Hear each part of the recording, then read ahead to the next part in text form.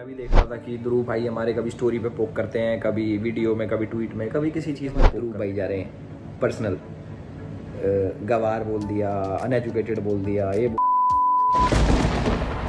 ध्रुव versus Elvish, ये इनके बीच में कोई नई लड़ाई नहीं हुई है। इनकी कंट्रोवर्सी पिछले कई महीनों से चल रही है।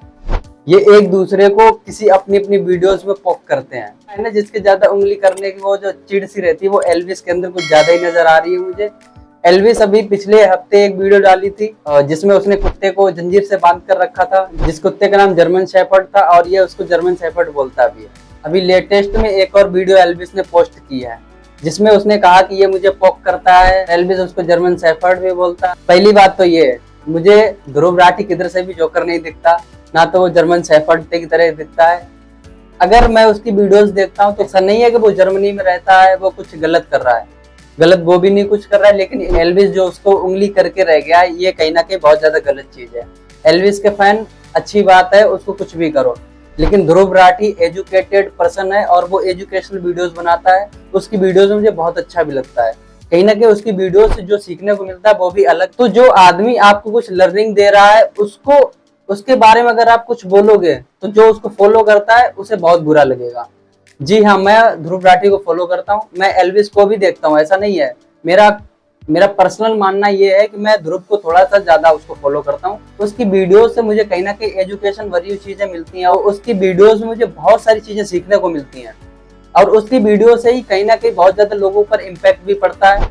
ऐसा नहीं है कि वो हर चीज गलत ही बोलता है, गलतियां सभी से होती हैं, लेकिन एल्विश हमेशा उसको पोक करता रहता है और ये उसके बारे में गलत ही चीजें बोलता रहता है। मैंने ध्रुव की वीडियो देखी, एल्विश की वीडियो देखी, कर रहे हैं तो एल्विश इस जगह पर ज्यादा ऊपर ही निकल चुका है इसको ट्रोल करने में। तो आज तक मैंने कोई वीडियो नहीं बनाई थी। एक तरफ ही एल्विश बोलता है कि मुझे कोई कुछ भी गलत बोले, मुझे कोई फर्क नहीं पड़ता। मान लेते थोड़ी देर के लिए कि ध्रुव राठी ने एल्विश को कुछ गलत बोल दिया, जब तुम्हें कोई फर्क नहीं पड़ता तो फिर तुम क्यों वीडियोस बनाए जा रहे हो। पिछले हफ्ते एक वीडियो डाली, उससे पहले कई सारी वीडियोस डाली, आज भी तुम एक दो वीडियोस डाल रहे हो।